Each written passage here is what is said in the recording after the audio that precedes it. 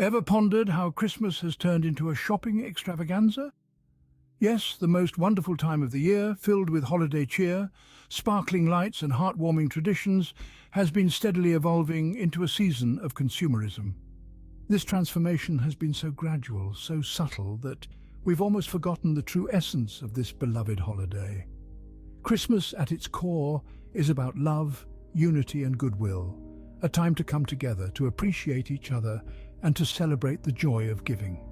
But as the years have rolled by, the season has been increasingly overshadowed by a wave of commercialization.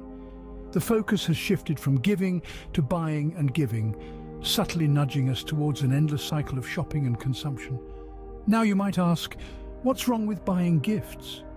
After all, isn't it a way of expressing love and appreciation for our loved ones? Indeed it is. But when the value of the gift becomes more important than the sentiment behind it, when the price tag determines the worth of our affection, we have strayed from the spirit of Christmas. The commercialization of Christmas has turned the holiday into a pressure cooker of expectations. We are constantly bombarded with advertisements and sales, encouraging us to spend more, buy more. Our television screens, social media feeds, even our email inboxes are filled to the brim with irresistible deals, pushing us into a vortex of consumerism. Moreover, this heightened emphasis on buying and gift-giving has led to a rather unhealthy competition, a race to outdo each other in terms of the quantity and quality of gifts. The joy of giving and receiving has been replaced with stress and anxiety as we strive to live up to these inflated expectations. This, my friends, is the commercialization of Christmas. A beautiful holiday, a season of joy and love, has been transformed into a grand shopping event. We've replaced nativity scenes with shopping scenes and Christmas carols with jingles of sales and discounts. So, the first flaw, some may argue, is how Christmas has morphed into a commercial holiday. Is it time we re-evaluate our traditions and return to the true spirit of Christmas? Only time will tell. Do you ever feel overwhelmed by the holiday season? This question, my friends, is not an uncommon one. For many, the arrival of Christmas, while filled with joy and cheer, also brings with it a sleigh load of stress and pressure. Let's unwrap this, shall we? First, there's the expectation of gift-giving. We all want to find the perfect presents for our loved ones, and that's no small task. It's like being a detective and a mind reader all in one. What would they like? What do they need? What can I afford? The quest for the ideal gift can feel like a quest for the Holy Grail, fraught with anxiety and second-guessing. Then there's the family obligations. Christmas is a time for family gatherings, and while this can be wonderful, it can also be a source of strain. There are meals to prepare, homes to decorate, and perhaps even family dynamics to navigate. Not to mention the added stress of travel with its delays, crowds, and unpredictable weather. And let's not forget the financial strain. It's no secret that Christmas can be an expensive time of year. From gifts to food, decorations to travel, the costs can quickly add up. For many, this can lead to a financial hangover that lasts well into the new year. So it's clear that while Christmas can be the most wonderful time of the year, it's also a time when stress levels can skyrocket. But remember, it's okay to feel overwhelmed. You're not alone. It's important to take time for yourself, to breathe, and to remember what the holiday is truly about: love, joy, and togetherness. This leads us to the second flaw, the stress and pressure Christmas brings. But don't worry, we'll also talk about ways to navigate these challenges in our upcoming videos. So stay tuned and remember to subscribe for more insights into the many layers of Christmas. Ever considered the environmental footprint of Christmas? It's a thought that often gets lost in the festive cheer, but it's a reality we can't ignore. Each year, the Christmas season is marked by a surge in production and consumption. From the twinkling fairy lights that drape our homes to the mountains of wrapping paper discarded post-unwrapping frenzy, the environmental impact is significant. Consider this: the energy consumed by Christmas lights alone is enough to power some countries for an entire year. And then there's the waste. The United Kingdom, for instance, generates an additional 30% waste during the festive season. That's over 3 million tons of additional waste. It's not just about waste and energy consumption, though. The carbon emissions from manufacturing and transporting the goods we buy add another layer to this environmental conundrum. So, as we deck the halls with boughs of holly, let's also remember to consider the planet. That brings us to flaw number 3, the environmental cost of Christmas. Opening. What about those who spend Christmas alone? Christmas for many is a time of joy and togetherness, yet not everyone has the luxury of a supportive social network or a loving family to share this festive season with. This can lead to feelings of profound loneliness and isolation. Picture the elderly neighbor whose family lives far away, or the single parent juggling work and children unable to join in the holiday festivities. Imagine the international student miles away from home witnessing the celebrations from the outside. Or even the recently divorced facing their first Christmas without their children. These are the faces of Christmas loneliness. While the world seems to be wrapped up in a bubble of joy and laughter, they are left on the outside looking in. The stark contrast between the festive cheer and their solitary reality can make Christmas a challenging time. Closing, our 4th flaw, the loneliness Christmas can evoke. Ever thought about how Christmas might exclude some cultures and religions? This question brings us to an often overlooked aspect of Christmas, its potential lack of inclusivity. Christmas is a holiday that is primarily associated with Christian traditions, a fact that is deeply embedded in the fabric of societies around the world.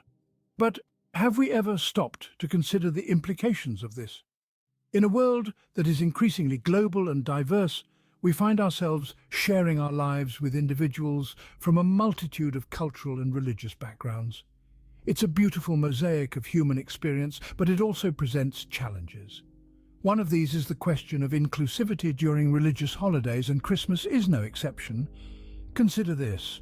While Christmas carols echo through the streets and twinkling lights adorn every corner, there are those who do not share in this tradition. For them, this time of year can feel alienating, as it may not reflect their own cultural or religious experiences. The widespread celebration of Christmas, while joyful for many, may inadvertently exclude those from diverse backgrounds. This is not to say that everyone must adhere to the same traditions or beliefs. Far from it. The beauty of our shared human experience lies in its diversity, in the rich tapestry of cultures, religions, and traditions that make up our world. But it is important to recognize that not all traditions are universally celebrated. So what can be done? Well, it starts with awareness. By acknowledging that Christmas, while a time of joy for many, may not resonate with everyone, we take the first step towards inclusivity. It's about creating spaces where all traditions can be recognized and celebrated. It's about understanding and respecting the diverse tapestry of human experience. This brings us to our 5th flaw, a lack of cultural and religious sensitivity. As we continue to navigate our increasingly diverse world, let's strive for inclusivity. Not just during Christmas, but in all aspects of our lives. Because in the end, isn't that what the true spirit of Christmas is all about? Love, understanding, and goodwill towards all. Remember to hit the subscribe button for more interesting facts like these. Is the true meaning of Christmas lost amidst material gifts and lavish celebrations? That is the question we find ourselves asking today. The focus of the holiday season seems to have shifted from its original essence of love, kindness, and goodwill to a spectacle of shiny wrapping paper and price tags. Christmas, a time traditionally dedicated to cherishing our loved ones and spreading joy, now seems to revolve around the race for the most extravagant gifts.